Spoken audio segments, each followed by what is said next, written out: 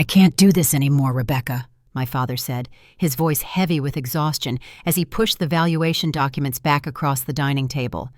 "We've discussed this enough." But the look that crossed my stepmother's face when he said those words, that wasn't exhaustion. That was calculation. Cold, sharp calculation as her eyes darted to the folder marked Tech Nova Solutions, 2.3M valuation, before settling back on me with something that looked dangerously close to rage. That moment, frozen in the amber light of our family dining room on November 15th, 2024, was when I realized everything was about to change. But to understand how we got there, I need to take you back to where this story really began. 3 months earlier, I had walked into my family's house for what I thought would be a simple dinner. I was excited, nervous, carrying news that would finally prove to them that their dreamer daughter had built something real, something valuable.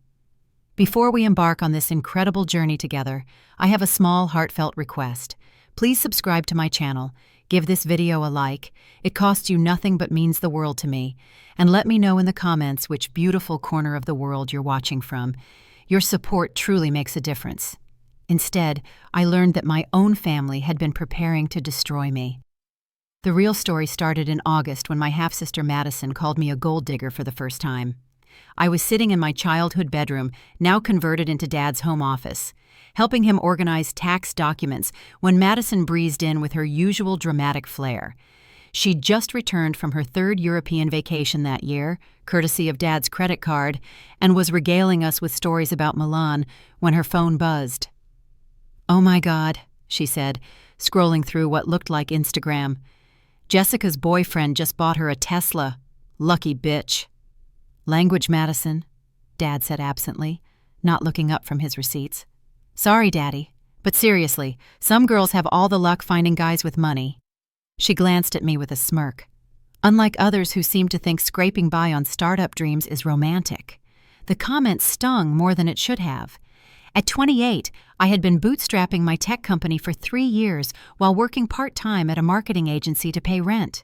My 1-bedroom apartment in Oakland wasn't glamorous, but it was mine. My 2018 Honda Civic wasn't sexy, but it was paid off. "At least I'm not spending someone else's money," I replied quietly. Madison's laugh was sharp. "Right, because you're so independent. Remind me who helped with your rent last Christmas?" That was true. Dad had insisted on sending me $800 when my client payments were delayed. I'd paid him back in February, but Madison had clearly filed away that moment for future ammunition. "Girls," Dad intervened, but his tone suggested he found Madison's teasing more amusing than concerning. "I'm just saying," Madison continued, examining her freshly manicured nails, "some women work hard to build their own success, and others just look for men to take care of them. It's obvious which category Rebecca falls into with her little computer hobby." Computer hobby.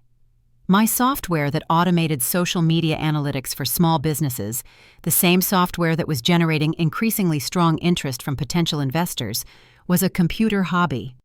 I stood up, gathering the scattered receipts. I should head home. Traffic will be horrible if I wait much longer. "Rebecca, stay for dinner," Dad said. "Your stepmother's making that salmon you like." Stepmother. Patricia had married Dad when I was 24, 4 years after my mother's death from cancer. She'd been kind enough initially, but as Madison grew more possessive of Dad's attention and finances, Patricia had gradually aligned herself with her daughter's perspectives. "Thanks, but I have client calls tonight." Madison rolled her eyes. "See? Always working. You'll never find a husband if you're constantly buried in work. Maybe that's the real plan, though. Stay single and keep Daddy as your safety net." The accusation hung in the air like smoke. Dad didn't contradict her. I drove home in silence, Madison's words echoing.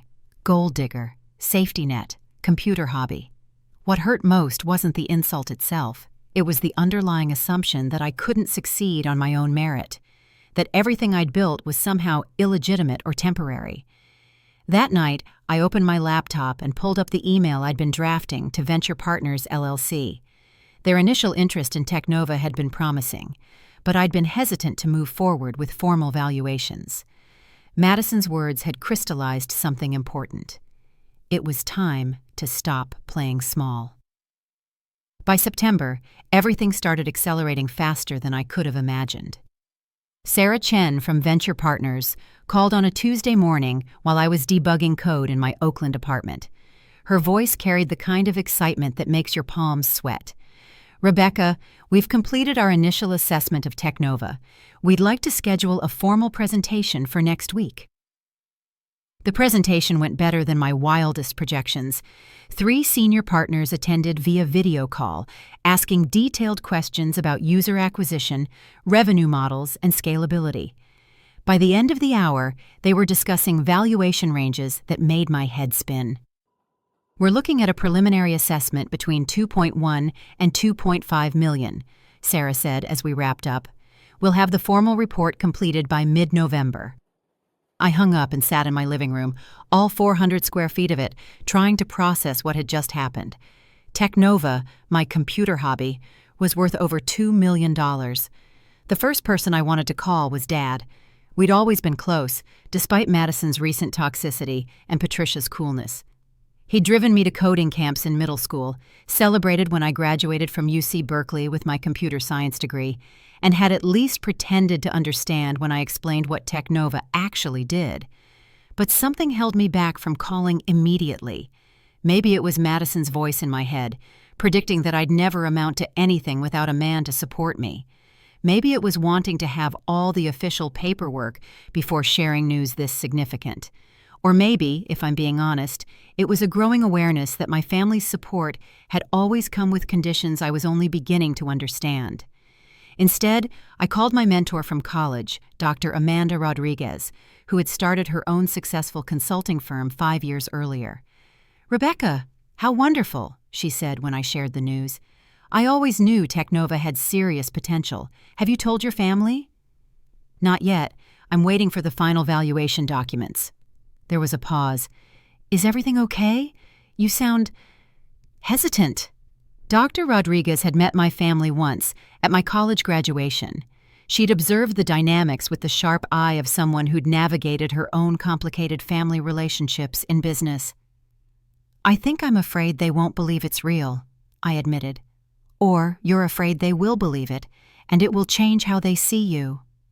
Her words hit closer to the truth than I wanted to acknowledge.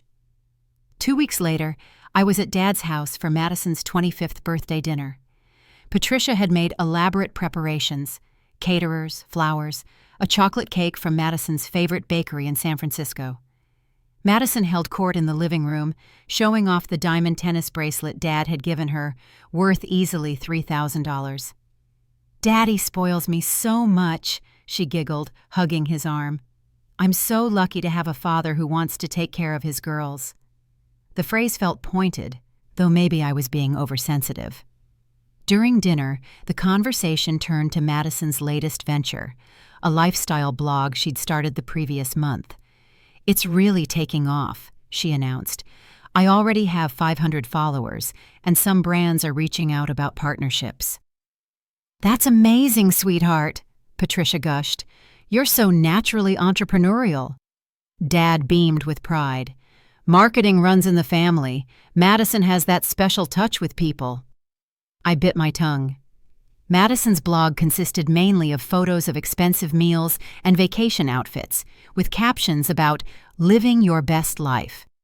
But she was getting recognition for ambition, while my actual business was dismissed as a hobby. "What about you, Rebecca?" Patricia asked politely. "How's your project going?" Project. Not business, not company. Project. "It's going well," I said carefully. "Actually, I might have some news to share soon." Madison perked up with interest. "News? Are you finally getting a real job?" The table went quiet. Dad looked uncomfortable but didn't correct her. "Something like that," I replied. But that dinner taught me something crucial. They didn't expect me to succeed. October brought the kind of validation I'd dreamed about since starting Technova. The formal valuation report arrived on October 18th, delivered to my apartment by courier in a manila envelope that felt heavier than it should have. I signed for it with shaking hands, then sat on my couch staring at the seal for 10 minutes before opening it. Technova Solutions, LLC, Initial Valuation Assessment, $2.3 million. The number was there in black and white, accompanied by 23 pages of detailed analysis, market comparisons, and growth projections. Venture Partners wasn't just interested, they were impressed. I photographed every page and saved the PDF to 3 different cloud storage accounts. This was real. This was documented. This changed everything. My phone rang while I was still processing the report. Sarah Chen's name appeared on the screen. "Rebecca, congratulations. This is an outstanding valuation for a 3-year-old company. We'd like to move forward with investment discussions." We scheduled a follow-up meeting for November 1st to discuss terms.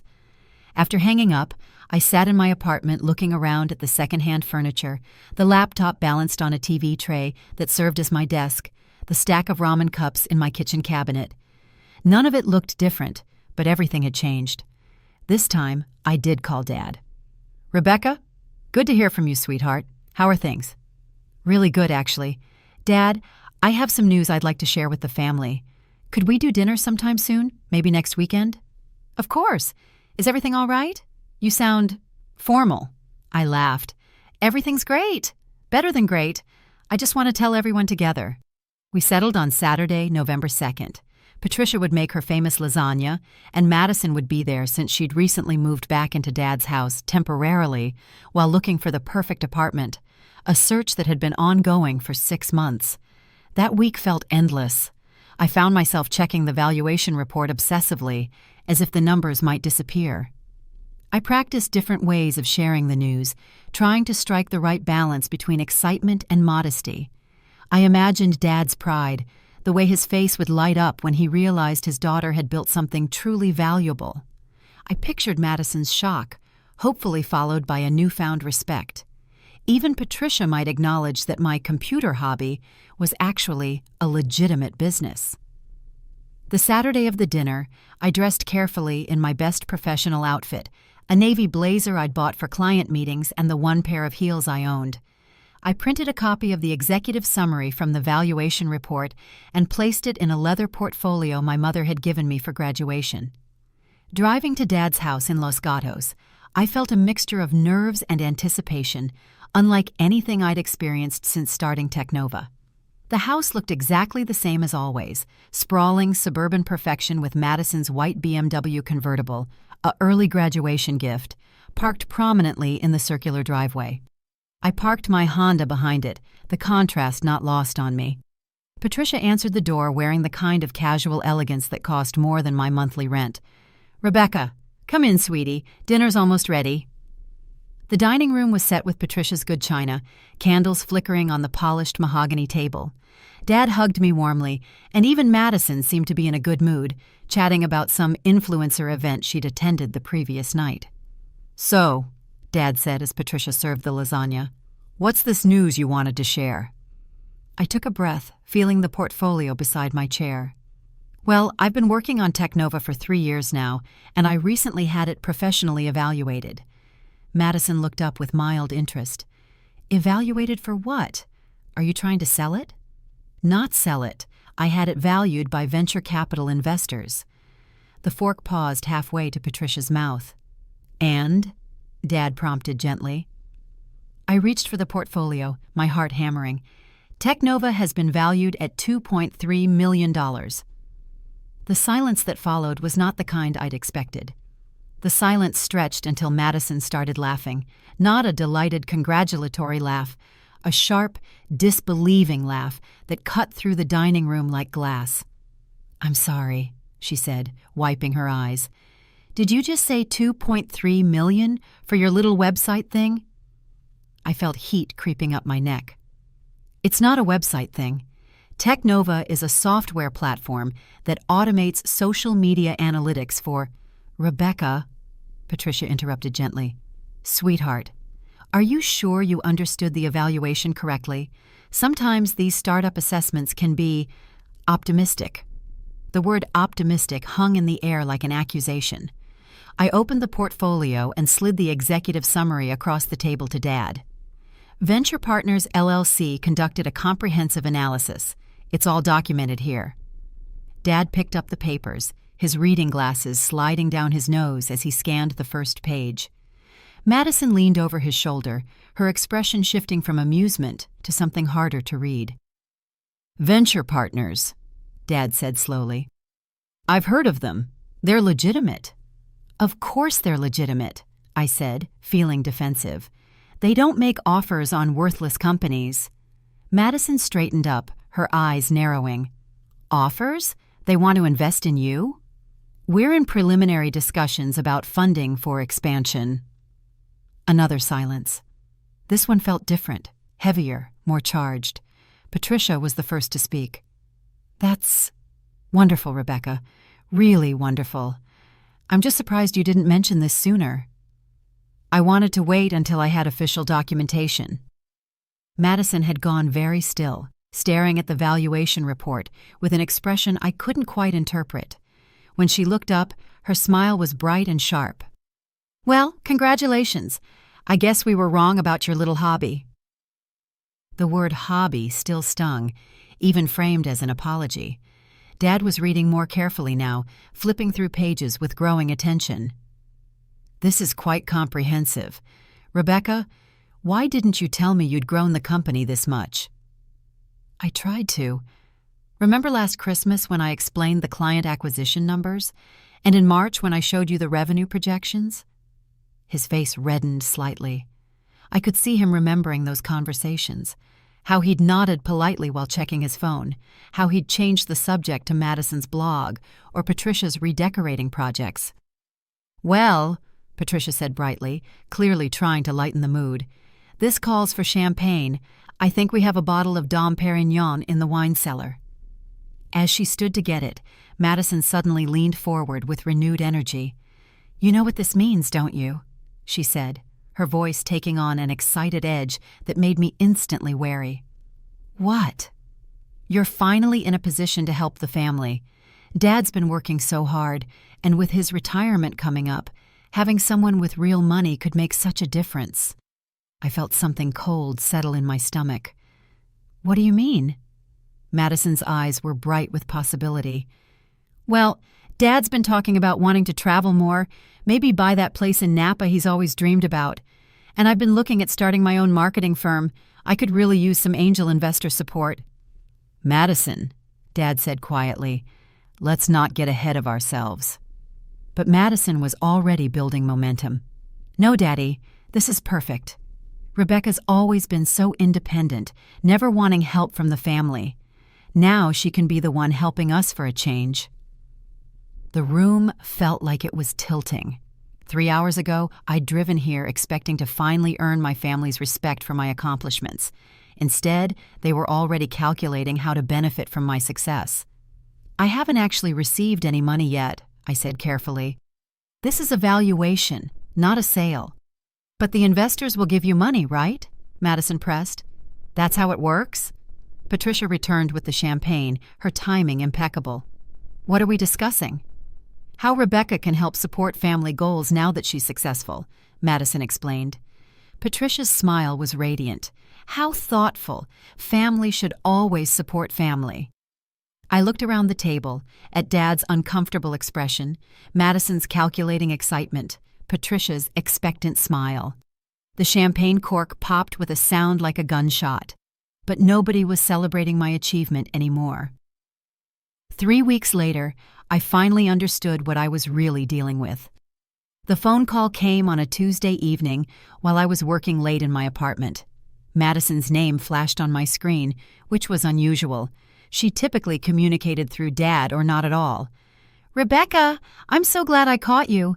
Are you busy? Her voice had that artificially sweet tone that always preceded a request. Just working. What's up? Well, I wanted to run something by you. I've been developing this amazing business plan for my marketing firm, and I think it could be really profitable. I was hoping we could grab coffee, and I could present it to you. Present it to me, as if I were a potential investor rather than her sister. Madison, I'm still in negotiations with venture partners. I don't have money to invest in other projects right now. But that's exactly why this could work perfectly. When you get your funding, you'll need to diversify your investments, right? This could be like a family portfolio. I rubbed my temples. It doesn't work that way. If Venture Partners invests in Technova, that money goes toward growing Technova. It's not personal spending money. The pause that followed was telling. But you'll still get paid, right? Like a salary or something? Madison, I already get paid. I'm the CEO of my own company. I know, but like real money. Investment money. The conversation continued for another 10 minutes, with Madison describing her vision for a boutique agency that would help influencers monetize their authentic brand stories. Her business plan, as far as I could tell, consisted mainly of leveraging her social media presence and hoping brands would pay her to post about their products. After hanging up, I sat staring at my laptop screen, trying to process what was happening. In 3 weeks, my family's reaction to my success had evolved from disbelief to expectation. They weren't proud of what I'd built. They were interested in what I could do for them. The second call came from Dad 2 days later. Rebecca, could you come by the house this weekend? Patricia and I would like to discuss something with you. His tone was formal in a way that made my stomach tighten. Saturday's discussion turned out to be an intervention of sorts. I found myself sitting in the living room facing Dad and Patricia, who had clearly rehearsed this conversation. We've been thinking about your success with Technova, Patricia began, and we're so proud of how far you've come. Thank you. The thing is, Dad continued, we're concerned about how you're handling this opportunity. You're young, and sudden wealth can be overwhelming. Sudden wealth. I was making about $60,000 a year from Technova and living in a one-bedroom apartment, but clearly the valuation had transformed me in their minds into someone with millions of dollars in cash. Dad, I'm not overwhelmed. I've been building this company methodically for 3 years. We know, sweetheart, but there's a difference between running a small business and managing serious money. Patricia and I think it might be wise to bring in some experienced guidance. Patricia leaned forward with a folder. We've spoken with our financial advisor, and he's prepared some recommendations for how you might structure your investments to minimize tax liability and maximize family benefit. I stared at the folder. Family benefit? Well, you'll want to think about estate planning, charitable giving, family trusts. There are ways to handle money like this that benefit everyone. The pieces clicked into place. They weren't offering guidance. They were positioning themselves as beneficiaries. What if I don't want to restructure anything? What if I want to reinvest everything back into Technova? Dad's expression shifted to something like concern. Rebecca, that would be putting all your eggs in one basket. Very risky. It's my basket. My eggs. Patricia's smile became strained. Of course, dear. It's just that family members usually consider the impact of their decisions on everyone they care about. The guilt trip was expertly delivered. Family members, everyone they care about. I stood up, leaving the folder untouched on the coffee table. I need to think about this. As I drove home, one thought kept repeating in my mind. They hadn't asked a single question about Technova itself, what it did, how it worked, what my plans were for growing it. They only cared about the money. November 1st arrived with a phone call that changed everything yet again. I was in my apartment preparing for my second meeting with Venture Partners when Sarah Chen called with news that made my hands shake. Rebecca, we've completed our final due diligence, and we're ready to make a formal offer. Are you sitting down? I wasn't, but I found a chair quickly. We're prepared to offer $800,000 for a 25% stake in Technova, which values your company at $3.2 million. That's nearly $1 million more than our initial assessment. The numbers seemed to float in the air around me. $3.2 million valuation, $800,000 in actual funding. After 3 years of ramen dinners and secondhand furniture, I was about to become genuinely wealthy. Sarah, this is incredible. It gets better. We're also offering you a structured buyout option that could net you an additional $1.5 million over the next 2 years if Technova meets certain growth benchmarks. I spent the rest of the day in a daze, signing preliminary agreements and scheduling follow-up calls with accountants and lawyers. By evening, I had a clear picture of what this meant financially. Within 6 months, I would personally receive approximately $600,000 after taxes, with the potential for much more. For the first time in my adult life, I would have real financial security. The temptation to call Dad immediately was overwhelming, but something held me back. The memory of Patricia's folder, Madison's business plan presentation, and their collective assumption that my success existed primarily to benefit them. Instead, I called Dr. Rodriguez. "Rebecca, this is fantastic news. How are you feeling?" "Honestly, scared. Not about the business aspects. I know Technova inside and out. But about my family." "What about them?" I explained the recent conversations, the increasing pressure to share my wealth, the way they'd shifted from dismissing my work to claiming stake in my success. "It sounds like you're dealing with classic sudden wealth syndrome by proxy," Dr. Rodriguez said. "They haven't received sudden wealth, but they're acting as if they have, simply by association with you." "What do I do?" "First, protect your assets. Make sure all your legal and financial structures are separate from any family entanglements. Second, set clear boundaries about what you will and won't discuss regarding your finances. And third, prepare for their reaction when you do." That weekend, I made a decision. I would tell my family about the final valuation and the investment deal, but I would also make it clear that my financial decisions were mine alone. I scheduled dinner for November 15th, giving myself 2 weeks to prepare for what I suspected would be a difficult conversation. During those 2 weeks, the phone calls escalated. Madison called twice, each time with new opportunities for me to consider investing in. Dad called to check on my meeting with their financial advisor, a meeting I'd never agreed to attend. Patricia sent text messages with links to articles about family wealth management. The pressure was subtle but constant, like water wearing away stone. By November 14th, I had made peace with a difficult truth. My family's love and respect had always been conditional. They dismissed my work when it seemed unsuccessful and coveted it when it became valuable. What they couldn't do was simply celebrate my achievement for what it was.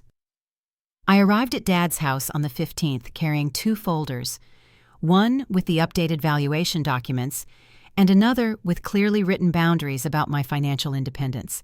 I expected resistance. I expected disappointment. I expected guilt trips and emotional manipulation. What I didn't expect was what actually happened when I shared my news. When I announced the $3.2 million valuation, the dining room erupted, not with celebration, with calculation. Madison literally grabbed a napkin and started writing numbers, her eyes bright with a kind of manic excitement. Patricia began talking about family investment trusts and tax optimization strategies. Dad sat quietly, but I could see him running figures in his head. "So the $800,000 comes to you directly?" Madison asked, her pen moving rapidly across the napkin. "After taxes and legal fees, yes. Roughly $600,000.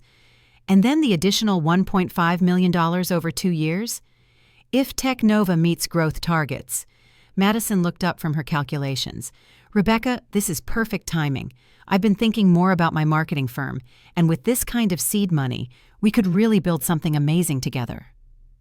"Madison, I'm not—" "Just hear me out," she interrupted, her voice taking on the persuasive tone she used when she wanted something expensive from Dad.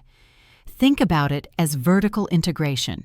Your company handles the analytics side. My firm handles the creative and client relationship side. We could be like a full-service digital empire." Patricia nodded enthusiastically. "That's brilliant thinking, Madison. Family businesses are often the most successful because of the trust factor." I looked at Dad, hoping for some voice of reason, but his expression suggested he was seriously considering Madison's proposal. "There's something else," I said, reaching for my second folder. I need to set some clear boundaries about my financial decisions going forward. The enthusiasm in the room dimmed noticeably. Boundaries? Patricia asked, her voice carefully neutral. I opened the folder and removed a single sheet of paper, a letter I'd written and rewritten a dozen times. I want to be absolutely clear that while I love this family and value our relationships, my business and financial decisions are my own. I won't be taking requests for loans, investments, or financial support. The silence that followed was different from any we'd shared before. This wasn't surprise or disbelief, this was offense. Madison spoke first, her voice sharp. So now that you have money, you're too good for your own family? That's not what I said. It's exactly what you said, she snapped. You just announced you're about to be a millionaire, and in the same breath told us we can't expect any help from you. Dad cleared his throat. Rebecca, I think Madison has a point. We're not asking for handouts. We're talking about family investment opportunities. Investment opportunities that involve my money going to projects I have no control over. You'd have input, Patricia said quickly. We could structure everything through proper legal channels. I shook my head. I'm not interested in structuring anything. I'm interested in growing Technova and building my own financial security. Madison's laugh was bitter. Your own financial security? Rebecca, you grew up in this house. Dad paid for your college education, your car, your phone bill until you were 25. Everything you have came from family support, and now you want to pretend you're completely self-made? The accusation hit like a slap. It was true that Dad had helped me during college and for a few years afterward. It was also true that I'd been financially independent for the past 3 years and had repaid every loan I'd ever asked for. But Madison wasn't interested in nuance. You know what I think this is really about, she continued, her voice rising. You've been jealous of me your whole life because Daddy and Patricia treat me like family while you always felt like an outsider. Now you think having money makes you better than us. Madison, that's enough, Dad said, but his tone was mild. Is it? Because I think Rebecca needs to hear this. She's been resentful and competitive since the day Patricia and I became part of this family. Now she finally has something she thinks gives her power over us. I stood up, my hands shaking with anger. I have never been anything but supportive of both of you. I welcomed Patricia into this family after Mom died. I helped you with homework, drove you to activities, celebrated every one of your achievements. The only thing I've ever asked for is the same respect in return. Respect? Madison's voice hit a register that made my ears ring. You want respect for building some little app that got lucky with investors? That little app represents 3 years of 18-hour days, learning programming languages, managing client relationships, handling all my own accounting and legal work. Oh, poor Rebecca, Madison cut me off. Working so hard while the rest of us just coast through life on Daddy's money. The irony was so thick, I almost laughed. Instead, I gathered my folders and stood up. I can't do this anymore. Walking toward the door that night, I heard Patricia's voice behind me. Rebecca, please don't leave like this. We're family.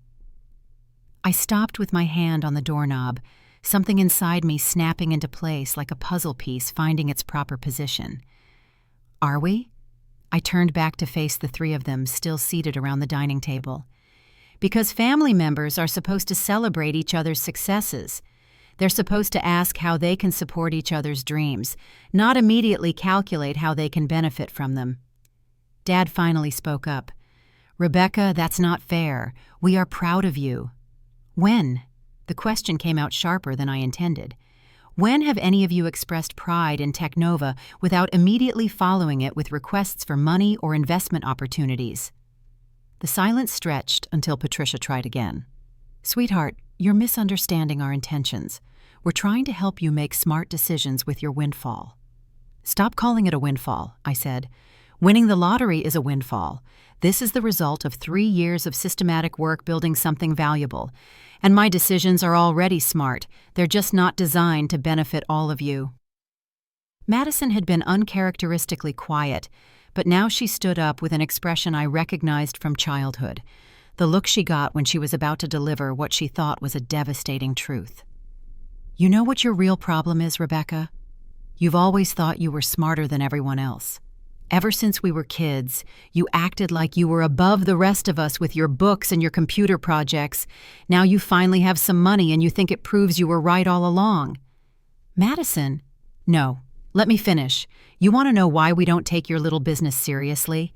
Because you've never taken our lives seriously.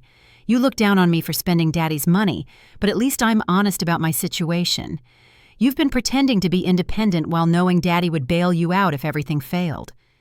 The accusation stung because it contained a grain of truth I'd never examined closely. Had I taken risks with Technova partly because I knew Dad would help if I crashed and burned? But before I could process that thought fully, Madison continued, "And now you want to act like you built everything alone, like the family you came from doesn't matter, like the safety net you've always had doesn't matter. You're being ungrateful and selfish."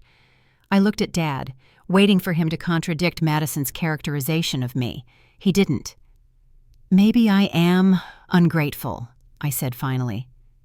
"Maybe I should have expressed more appreciation for the privilege of growing up in a family that only values me when I can do something for them." "That's not true," Patricia said quickly. "Isn't it? When was the last time any of you asked about Technova before tonight? When was the last time you asked about my goals, my challenges, my day-to-day work? Madison calls it a computer hobby, and none of you correct her. You dismiss my accomplishments as lucky breaks while celebrating her Instagram followers as entrepreneurial genius. We don't dismiss, you absolutely dismiss everything about my life that doesn't directly benefit yours. And now that Technova has value, suddenly you're all interested in being part of my journey." I pulled the door open, cold November air rushing into the foyer. "Rebecca," Dad said, and for a moment his voice carried the warmth I remembered from childhood. "Don't go. We can work through this." I paused, wanting desperately to believe that was true. Can we? Because working through this would require acknowledging that I've built something meaningful, that my success belongs to me, and that your love shouldn't come with financial expectations attached. Of course we acknowledge, "Dad, in 3 hours tonight, you've heard about a $3.2 million valuation for my company. How many questions have you asked about the actual business, about what Technova does, how it works, what my plans are for growing it?" His silence was my answer. "You've only asked about the money." I stepped into the cold night, pulling the door closed behind me with a soft click that felt like the end of an era. Driving home through the quiet streets of Los Gatos, I kept replaying Madison's words about safety nets and independence. She wasn't entirely wrong. I had taken risks partly because I knew Dad would help in a true emergency. But there was a difference between having a safety net and using it, between knowing support existed and actually depending on it. I had built Technova with my own skills, my own determination, and my own 18-hour days. The fact that I came from privilege didn't diminish that achievement, but it also didn't entitle my family to ownership of it. My phone buzzed with texts as I pulled into my apartment complex. "Dad, please call me tomorrow. We need to talk." Patricia, "I'm sorry tonight got so heated. Family disagreements are normal." Madison, "Hope you're happy now." I turned off my phone without responding. The next month passed in a strange kind of peace. I signed the final agreements with venture partners on December 3rd, wiring $580,000 into my personal account after taxes and fees. For the first time in my adult life, I had genuine financial security. I also had radio silence from my family.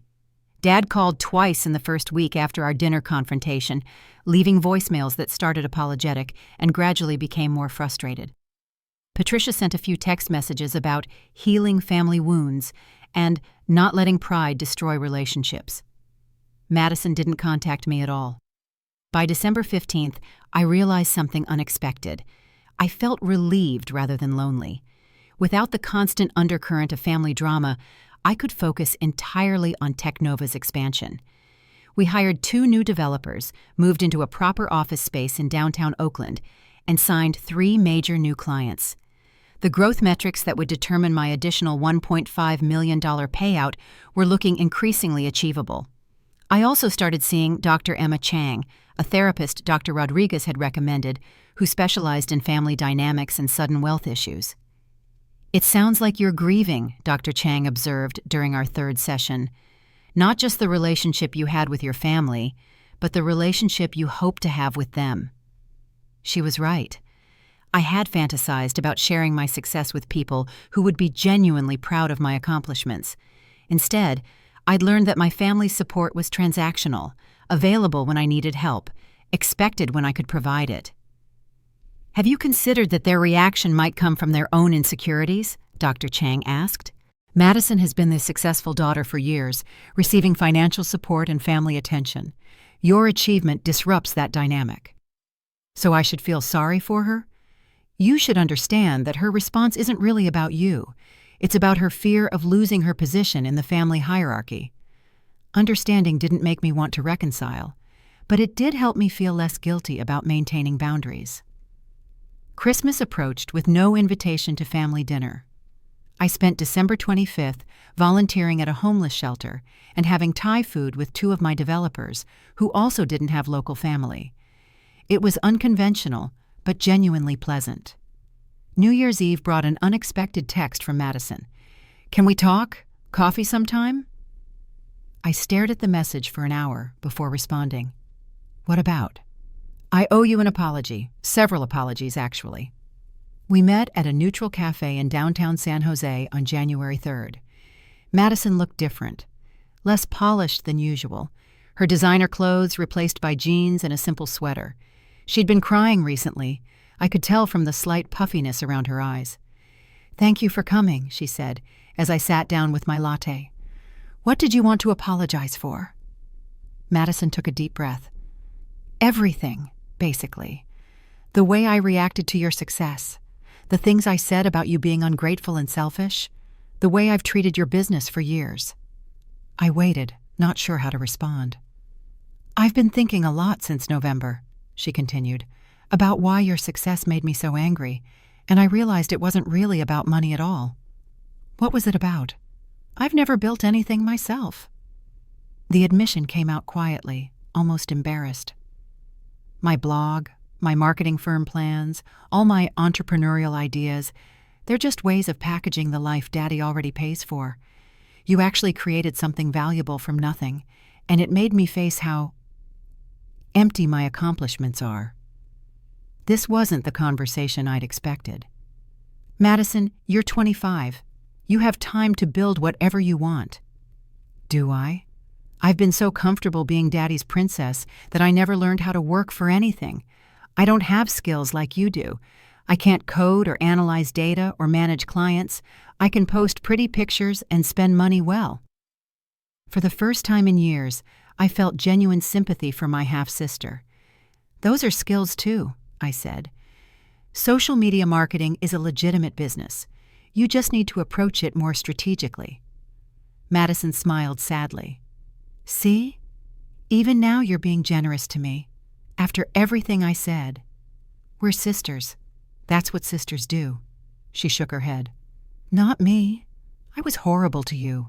Calling your business a hobby, acting like you owed us money, saying you were jealous and competitive. None of that was true, and I knew it when I said it." The admission hung between us. "Why did you say it then?" "Because I was terrified that Daddy would finally see which daughter was actually successful." 3 months later, our family dynamic had shifted in ways I never could have predicted. Madison had enrolled in a digital marketing certification program and was interning at a startup in San Francisco, making coffee and learning actual business skills for the first time.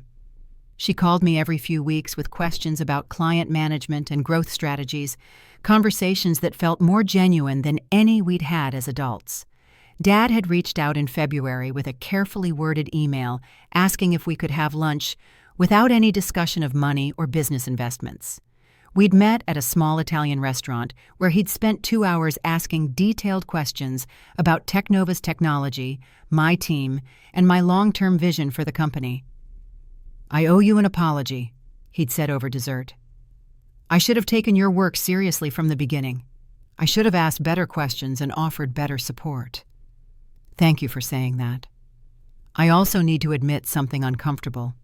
When you announced your valuation, my first thoughts weren't about pride in your accomplishment.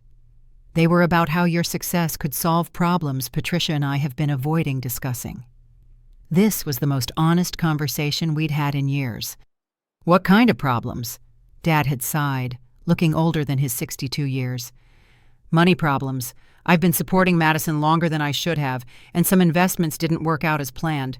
When you mentioned $3.2 million, I saw it as potential relief from pressures I'd been carrying. Dad, why didn't you just tell me you were struggling financially? Because that would have made me the one asking for help instead of the one providing it.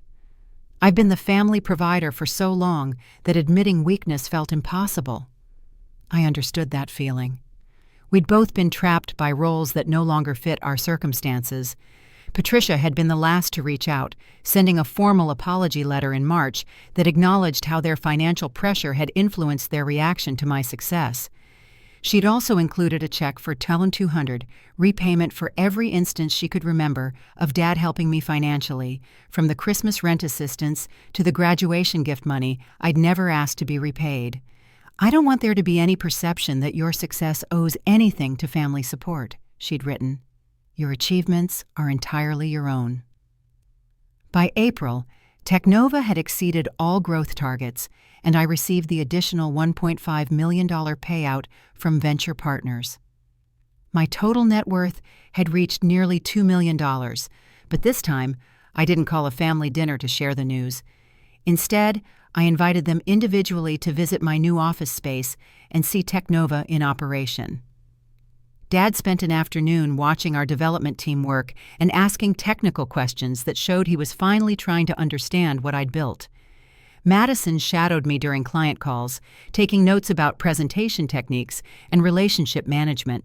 Even Patricia came by, bringing lunch for my entire team and spending an hour learning about our company culture and growth plans. I can see why the investors were so impressed, she'd said as we walked through the office. This feels like a real company, not a startup. It always was a real company. You just couldn't see it from your dining room table. She'd laughed, acknowledging the truth in that observation. The most significant change came in May, when Madison announced she'd been offered a full-time position at her internship company. Her starting salary was modest, $45,000, but she was earning it entirely through her own efforts. I want to take you to lunch, she'd said over the phone. My treat, with my own money.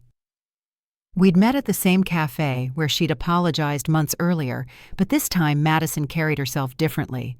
She looked proud in a way I'd never seen before. I got my first performance review, she'd announced. My supervisor said I have natural talent for client relationships and campaign strategy. She thinks I could be managing accounts within a year. Madison, that's incredible. The weird thing is, it feels better than any designer bag Daddy ever bought me, like I actually earned it. You did earn it. I know. And I understand now why you were so angry about us treating your success like it belonged to all of us. When you work for something yourself, sharing it feels different than when someone just expects pieces of it. As summer approached, I realized our family had found a new equilibrium. Not the surface harmony we'd maintained for years, but something more honest and sustainable. We were all learning to relate to each other as adults with separate lives and achievements, rather than through the old dynamics of provider and dependent, golden child and overlooked daughter. It wasn't perfect, but it was real. 6 months after that confrontational dinner, I received an invitation that surprised me. Madison's graduation from her digital marketing program, followed by a celebration dinner she was hosting and paying for herself. The restaurant she'd chosen was modest but elegant, and she'd invited the whole family plus her supervisor from work and 2 colleagues who'd become friends. Watching Madison introduce me as my sister, the tech CEO, I realized how much had changed. I want to make a toast, Madison announced as dinner wound down, raising her glass of wine. To family members who push each other to be better, even when it's uncomfortable. She looked directly at me. Rebecca, you taught me that respect has to be earned, not inherited. That success means building something valuable, not just being comfortable. And that real family support means celebrating each other's achievements, not trying to claim ownership of them. Dad raised his glass with tears in his eyes. to daughters who both teach their father important lessons about pride, work, and love. Patricia nodded. To learning that family strength comes from everyone succeeding independently, not from anyone sacrificing for everyone else. As we clinked glasses, I thought about the folder of boundaries I'd brought to that November dinner. I'd expected those boundaries to divide us, but instead, they'd created space for all of us to grow. Technova continued thriving, eventually growing to a $5 million valuation by the end of 2025. Madison built her own successful client base and moved into her own apartment. Dad restructured his finances and found peace with a more modest but sustainable lifestyle. We'd all learned something crucial. Love isn't about financial obligation or shared resources. It's about seeing each other clearly, celebrating genuine achievements, and supporting growth rather than dependence. The most important lesson I can share with anyone facing similar family dynamics is this: setting boundaries isn't selfish. It's necessary for authentic relationships. When people love you for what you can do for them, rather than who you are, that's not actually love. Real family support means wanting each other to succeed independently, not expecting to benefit from each other's achievements. Sometimes the kindest thing you can do for people you love is refuse to enable their dependence on you. It forces everyone to discover their own strength. Thank you so much for joining me on this journey. If this story resonated with you, I'd be incredibly grateful if you'd share it with someone who might need to hear it. Sometimes we all need reminding that our achievements belong to us, and that's not selfish, it's necessary. Until next time, keep building your own beautiful life. Rebecca Martinez.